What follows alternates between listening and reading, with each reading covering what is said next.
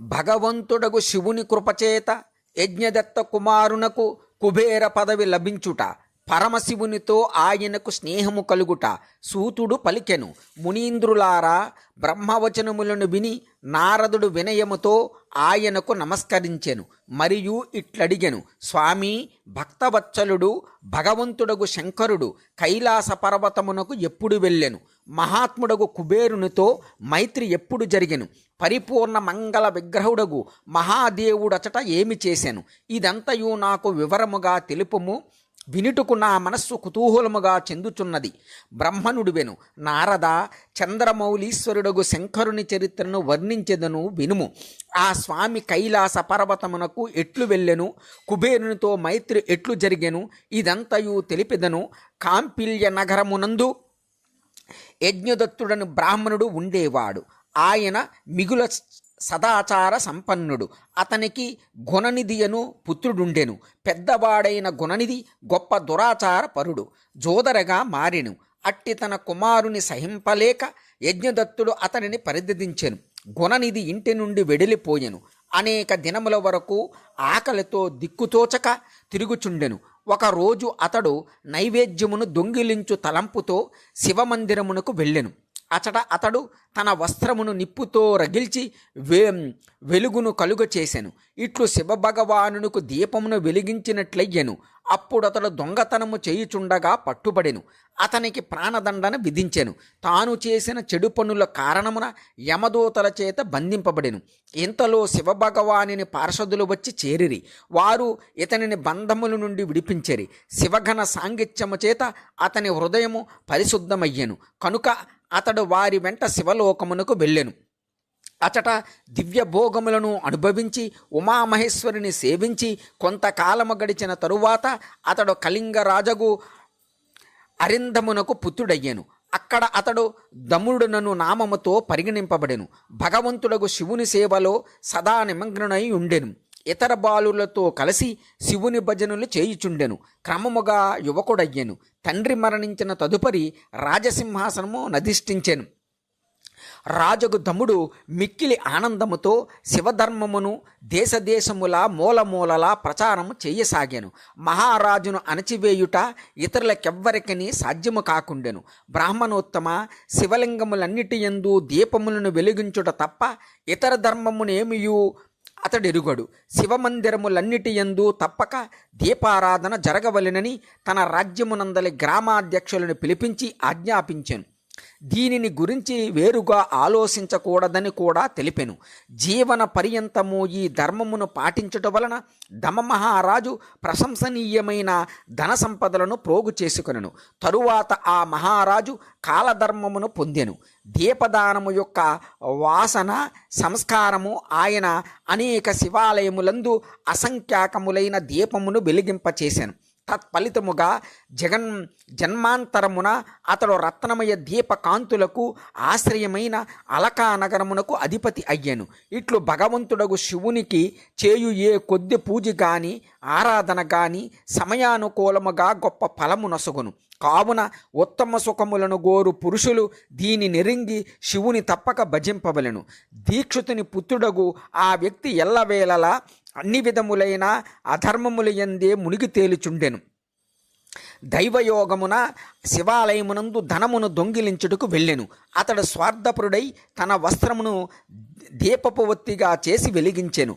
అట్టి ప్రకాశముతో శివలింగము నావరించిన అంధకారమును తొలగించెను. ఈ సత్కర్మ ఫలితముగా కళింగ దేశమునకు రాజయ్యెను. తద్వారా ధర్మమునందు అతనికి అనురాగము పెరిగెను. దీప సంస్కారము అతనిలో ఉదయించగా శివాలయములందు దీపాలను వెలిగింపచేసి దిక్పాలకుని పదమును పొందెను. మునీంద్ర, చూడుము, అతడు చేసిన పని ఏమిటి? అతడు పొందిన దిక్పాలక పదవి ఏమిటి? మానవ మాతృడగు ఆ ప్రాణి ఎంతటి ఔన్నిత్యమును అనుభవించుచున్నాడు. నాయన, శివుడు అతని ఎడల ప్రసన్నుడు అయిన విధమును గూర్చి తెలపబడినది. పరమాత్ముడైన పరమశివునితో అతనికి కలిగిన మైత్రిని గురించి నీకు వివరించి చెప్పేదను. ఏకాగ్రచిత్తుడువై విను. నారద, ఇది మొదటి పద్మకల్పమునకు చెందిన విషయము. నా బ్రహ్మ మానసపుత్రుడగు పులస్తునకు విశ్రవుడు జన్మించెను. విశ్రమునకు వైశ్రవణుడు, కుబేరుడు అని కుమారుడు జన్మించెను. అతడు పూర్వకాలమున భయంకరమగు తపస్సు ద్వారా త్రినేత్రధారి అయిన మహాదేవుని ఆరాధించి విశ్వకర్మ నిర్మితమైన అలకాపురికి అధినేతయై అనేక భోగములను అనుభవించెను. ఆ కల్పము గడిచిపోవగా మేఘవాహన కల్పము ఆరంభమయ్యెను. ఆ సమయమున వెలుగును దానమునర్చిన ఆ యజ్ఞదత్తుని పుత్రుడు కుబేరుని రూపములో అత్యంత ఉగ్రతపమునరింపసాగెను. దీపములను వెలిగించుట వలన కలుగు శివభక్తి ప్రభావమును తెలుసుకుని శివుని చిత్ప్రకాశికయగు కాశీనగరమునకు వెళ్ళెను. అచడ తన చిత్తరూపముగు రత్నమయ దీపములను వెలిగించి ఏకాదశ రుద్రులను ఆవాహనము చేసెను. తదుపరి అనన్యమగు భక్తి ప్రేమ భావములతో కూడి తన్మయముతో శివధ్యానమునందు నిమగ్నుడయ్యెను. అట్టి నిశ్చల భావమునందు నిలిచిపోయెను. ఈ విధముగా అతడు శివుని ఏకత్వమునకు పాత్రుడయ్యెను. తపస్సును అగ్నితో మండిపోవుచుండెను. కామము క్రోధముల నెడు విఘ్నకారకములైన మిడుతుల దాడికి అతీతుడయ్యేను. ప్రాణ నిరోధకముగు వాయుశూన్య ప్రదేశమున నిశ్చల భావముతో ప్రకాశించుచుండెను. నిర్మల దృష్టి వలన స్వరూపము కూడా నిర్మలముగా ఉండెను. శివలింగమును ప్రతిష్ఠించి సద్భావరూప పుష్పములతో ఆ స్వామిని పూజించెను. నాటి నుండి అతడు తపస్సు చేయగా చివరకు అతని శరీరమునందు హస్తికలు చర్మము తప్ప ఏమాత్రము మిగిలియుండలేదు. ఈ విధముగా అతడు 10,000 సంవత్సరముల వరకు తపమునరించెను. తదనంతరము విశాలాక్షి పార్వతితో కూడిన విశ్వనాథుడు కుబేరుని దగ్గరకు వచ్చెను. ఆ స్వామి ప్రసన్నచిత్తుడై అలకాపతి వైపు చూసెను. ఆయన శివలింగమునందు మనస్సును నిలిపి కర్రవలే స్థిరభావముతో కూర్చునియుండెను. అప్పుడు భగవంతుడగు శివుడు అలకాధిపతి, నేను వరము నివ్వదలిచితిని, నీ కోరికను తెలుపము అని పలికెను. ఈ మాటలను వినిన తపోధనుడగు కుబేరుడు కళ్ళు తెరవగనే తన ఎదుట సాక్షాత్కరించి ఉమావల్లభుడు భగవంతుడగు శ్రీకంఠుడు తన ఎదుట నుండుట చూసెను. ఆ స్వామి ఉదయకాలమునందలి వేలాది సూర్యుల ప్రకాశము కంటే మిగులు తేజస్శాలి అయి ఉండెను. ఆయన మస్తకము నుండి చంద్రుడు తన ప్రకాశమును అన్ని వైపులా విరజిమ్ముచుండెను. శంకర భగవానుని తేజస్సుతో కుబేరుని కళ్ళు జిగేలుమనుచుండెను. అతని తేజస్సు వెలవెలబోవుచుండెను. అతడు కళ్ళు మూసుకొనెను. కోరికలకు అతీతుడై విరాజిల్లుచున్న దేవదేవేశ్వరుడుగు శివునితో ఇట్లు పలికెను.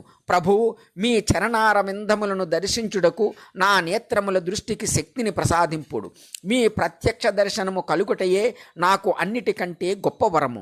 ఈశ్వర, ఇతర మనోరథములతో నాకేమి ప్రయోజనము కలుగును? చంద్రశేఖర ప్రభు, మీకు నమస్కారము. కుబేరుని మాటలను విని దేవాదిదేవుడగు ఉమాపతి తన అరచేతితో అతనిని స్పృశించెను. చూచుటకు శక్తిని ప్రసాదించెను. దృష్టి శక్తి లభించగనే యజ్ఞదత్తుని కుమారుడు విప్పారిన కళ్ళతో ఉమాదేవి వైపు చూడసాగాను. అతడు మనస్సులో ఇట్లు ఆలోచింపసాగాను. భగవంతుడగు శంకరుని వద్ద ఈ సర్వాంగ సుందరి ఎవరు? నన్ను మించిన తపస్సు కంటే ఎట్టి తపమాచరించినది. ఈ రూపము, ఈ ప్రణయము, ఈ సౌభాగ్యము, అనంతమైన శోభ అన్నియును అత్యద్భుతమును గొలుపుచున్నవి అని ఆ బ్రాహ్మణ కుమారుడు మాటి మాటికి పలకసాగాను. పదే పదే ఇట్లు పలుకుచూ క్రూర దృష్టితో ఆమె వైపునకు చూడసాగాను. అప్పుడు ఆ దేవదేవి అతని వైపు చూశాను. వెంటనే అతడి ఎడమ కన్ను పగిలిపోయాను. అప్పుడు ఆ దేవదేవి పార్వతీదేవి మహాదేవునితో ఇట్లు పలికెను. ప్రభు, దుష్టుడగు ఈ తపస్వి మాటి మాటికి నా వైపునకు చూసి ఏమి వాగుచున్నాడు? మీరు నా తపస్సు యొక్క తేజస్సును ప్రకటింపుడు. మహాదేవి మాటలను విని పరమేశ్వరుడు నవ్వుచూ ఆమెతో ఇట్లు పలికెను. ఉమా, ఇతడు నీ కుమారుడు. ఇతడు నిన్ను క్రూరదృష్టితో చూచుటలేదు. నీ తపో సంపదను వర్ణించుచున్నాడు. ఇట్లు ఆ దేవితో చెప్పి శివుడు మరలా ఆ బ్రాహ్మణ కుమారునితో ఇట్లు పలికెను. వచ్చా, నేను నీ తపస్సునకు సంతసించితిని. నీకు వరము నీయదలిచితని. నీవు సకల నిధులకు స్వామివి. గుహ్యకులకు రాజువు కమ్ము. సువ్రత, యక్షులకు, కిన్నెరలకు, రాజులకు కూడా రాజువై పుణ్యజనులను చేసి పరిపాలించువాడవై అందరకు ధనదాతవు కమ్ము. నాతో నీవు సదా మైత్రిని కలిగియుండుము. నేను నిత్యము నీ దగ్గరనే నివసించెదను. మిత్రమా, నీ ప్రేమను పెంపొందించుటకే నేను అలకానగర సమీపమునే ఉందును. రమ్ము, ఈ ఉమాదేవి చరణములకు సాష్టాంగ ప్రణామము చేయుము. ఈమె నీ తల్లి. యజ్ఞదత్త కుమార మహాభక్త, నీవు మిక్కిలి ప్రసన్న చిత్తుడువై ఈమె చరణములకు నమస్కరింపుము. బ్రహ్మ ఇట్లు పలికెను. నారద, ఇట్లు వరమునొసగి భగవంతుడు శివుడు పార్వతీదేవితో మరలా ఇట్లు చెప్పెను. దేవేశ్వరి, ఇతనిపై కృపచూపుము. తపస్విని, ఇతడు నీ కుమారుడు. భగవంతుడగు శంకరుని ఈ మాటలను విని జగన్మాత పార్వతీదేవి ప్రసన్న చిత్తురాలయ్యి యజ్ఞదత్త కుమారునితో పలికెను. వచ్చా, భగవంతుడగు శివుని యందు నీవు సదా నిర్మల భక్తిని కలిగియుండుము. నీ ఎడమ కన్ను పగిలిపోయెను కనుక ఒకే పింగళ నేత్రమును కలిగియుండుము. మహాదేవుడిచ్చిన వరములన్నీయు నీకు సులభతరములగును. నాయన, నా రూపమును చూసి ఈర్ష్యపడితివి కనుక నీవు కుబేర నామమున ప్రసిద్ధుడవగుదువు. ఇట్లు కుబేరునకు వరమసకి పార్వతీదేవితో కూడి మహేశ్వరుడు తన విశ్వేశ్వర ధామమునకు వెళ్ళిపోయెను. ఇట్లు కుబేరుడు భగవంతుడగు శంకరుని మైత్రిని పొందెను. అలకాపురి సమీపముననే కైలాస పర్వతము కలదు. అచటనే భగవంతుడగు శంకరుడు నివసింపసాగెను. భగవంతుడగు శివుడు కైలాస పర్వతమును చేరుట, సృష్టిఖండమును ఉపసంహరించుట బ్రహ్మనుడివెను. నారదమునీంద్ర, కుబేరుని తపోబలముతో పరమశివుడు కైలాస పర్వతమునకు వచ్చిన ప్రసంగమును నీకు వినిపించెదను. కుబేరునకు వరమునివ్వదలసి విశ్వేశ్వరుడగు శివుడు ఆయనకు ధనాధిపతి అగుదువని వరము ఇచ్చెను. తదుపరి తన లోకమునకు వెళ్ళెను. అప్పుడు ఆ స్వామి మనస్సులో ఇట్లు ఆలోచించెను. బ్రహ్మ యొక్క లలాటము నుండి రుద్రుడు ప్రకటితుడయ్యెను. ఆయన ప్రళయ కార్యమును నిర్వహించెను. ఆ రుద్రుడు నా యొక్క పూర్ణస్వరూపము. ఆ రూపములోనే నేను గుహ్యుకుల నివాస స్థానముకు కైలాస పర్వతమునకు వెళ్ళెదను. ఆ రూపముననే మాకు కుబేరుడు మిత్రుడగును. నేనును అదే పర్వతము మీద విలాస పూర్వకముగా ఉండి గొప్ప తపమాచరించెదను.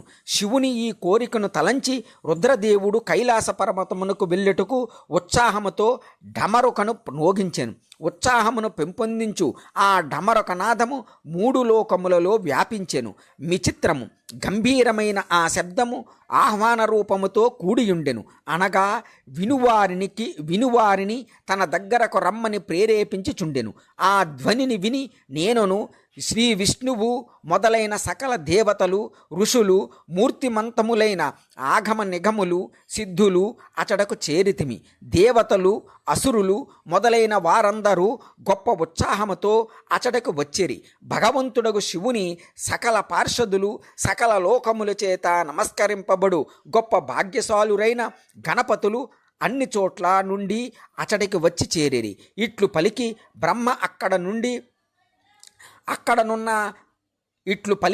బ్రహ్మ అక్కడనున్న గణపతుల నామములను తెలుపుతూ వారిని విస్తృతముగా పరిచయము చేసెను. మరలా ఈ విధముగా చెప్పనారంభించెను. అచడకు అసంఖ్యాకులు మహాబలసారులకు ఘనపాలులు వచ్చియుండిరి. వారందరూ 1000 చేతులు కలిగియుండిరి. జటాముకుటధారులై విలసిల్లుచుండిరి. అందరును చంద్రచూడులు, నీలకంఠులు, త్రిలోచనులై ఉండిరి. హార కుండల కేయూర మకుటాదులతో అలంకృతులై ఉండిరి. వారు నా వలె శ్రీ మహావిష్ణువు వలె ఇంద్రుని వలె తేజస్సంపన్నులుగా కనిపించుచుండిరి. అనిమాది అష్టసిద్ధులతో ఔరుతులై ఉండేరి. కోట్ల కొలది సూర్యులతో సమానముగా ప్రకాశించుచుండిరి. అప్పుడు పరమశివుడు ఆ పర్వతము మీద నివాస స్థానము నిర్మించమని విశ్వకర్మను ఆదేశించెను. భక్తులకు ఇతరులకు నివాస స్థానములను వారి వారి యోగ్యతలకు అనుగుణముగా ఏర్పరపమని ఆజ్ఞాపించెను. మునీంద్ర, అప్పుడు విశ్వకర్మ భగవంతుడగు శివుని ఆదేశానుసారము ఆ పర్వతమునకు వెళ్ళి శీఘ్రముగా వివిధములైన గృహములను నిర్మించెను. అప్పుడు శ్రీహరి ప్రార్థించగా కుబేరును అనుగ్రహించుటకై శివభగవానుడు ఆనందముతో కైలాసమునకు వెళ్ళెను. శుభముహూర్తమునందు తన ధామమును చేరి భక్తవత్సలుడు పరమేశ్వరుడైన శివుడు అందరకు ప్రేమను ప్రసాదించి సనాధులను చేసెను. అప్పుడు ఆనందభరితుడై శ్రీ మహావిష్ణువు మొదలగు సకల దేవతలు, మునులు, సిద్ధులు శివునుకు ఆనందముతో అభిషేకమునరించిరి. అనేక విధములైన కానుకలు సమర్పించి క్రమముగా అందరూ ఆ స్వామిని పూజించిరి. మిక్కిలి ఆనందముతో ఆయనకు హారతినిచ్చిరి. మునీంద్ర, అప్పుడు ఆకాశము నుండి మంగళ సూచకముగా పుష్పవర్షము కురిసెను. అన్ని వైపుల నుండి జయ జయ శబ్దములు, నమస్కార శబ్దములు ప్రతిధ్వనింపసాగెను. అందరి సుఖమును పెంపొందించు గొప్ప ఉత్సాహము వ్యాపించియుండెను. శివుడు పదే పదే శ్రీ విష్ణువు మొదలగు దేవతల ద్వారా యథోచిత సేవలను అందుకొనుచు తన సింహాసమును గూర్చిని అనంత శోభలొలుకుచుండెను. దేవతలు మొదలైన వారు అర్థవంతమైన ప్రియవచనములతో లోక కళ్యాణకారియగు భగవంతుడైన శివుని వేరువేరుగా స్తుతించుచుండిరి. సర్వేశ్వరుడైన ఆ ప్రభువు వారు చేసిన స్తుతులను విని ప్రసన్న చిత్తుడయ్యను. మనోవాంఛిత వరములను, అభీష్ట వస్తువులను వారికి ప్రసాదించెను. మునీంద్ర, పిమ్మట విష్ణువుతో కూడి నేనను ఇతర దేవతలందరూ మునీంద్రులను మనోవాంఛిత వస్తువులను పొంది ఆనందించితిమి. అనంతరము భగవంతుడైన శివుని ఆజ్ఞను పొంది అందరూ తమ తమ ధామములకు చేరుకునిరి. కుబేరుడు కూడా మిక్కిలి ఆనందముతో శివాజ్ఞను పొంది తన స్థలమునకు వెళ్ళిపోయెను. అప్పుడు ఆ స్వామియగు శంభుడు సర్వస్వతంత్రుడు, యోగపరాయణుడు, ధ్యానవచ్చరుడై పర్వతములలో శ్రేష్టమైన కైలాసమునందు నివసించసాగాను.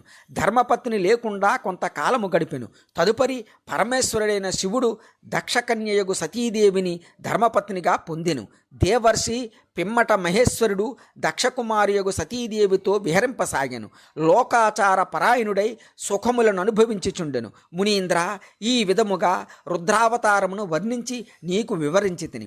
దానితో పాటు ఆ స్వామి కైలాస పర్వతమును చేరుట, కుబేరునితో మైత్రిని నెరపు ప్రసంగమును కూడా వినిపించి తిని. కైలాసములో జరిగిడి జ్ఞానవర్ధకమైన ఆ ప్రభువు లీలలను వర్ణించి తిని. ఆ లీల ఇహపరలోకములందు సమస్త మనోవాంఛిత ఫలములను ప్రసాదించెను. ఏకాగ్రచిత్తముతో ఈ కథను వినువారికి, చదువువారికి ఇహలోక భోగములు ప్రాప్తించెను. పరలోకమునందు మోక్షప్రాప్తియు కలుగును. భగవంతుడగు శివుని కృపచేత యజ్ఞదత్త కుమారునకు కుబేర పదవి లభించుట, పరమశివునితో ఆయనకు స్నేహము కలుగుట సూతుడు పలికెను. మునీంద్రులారా,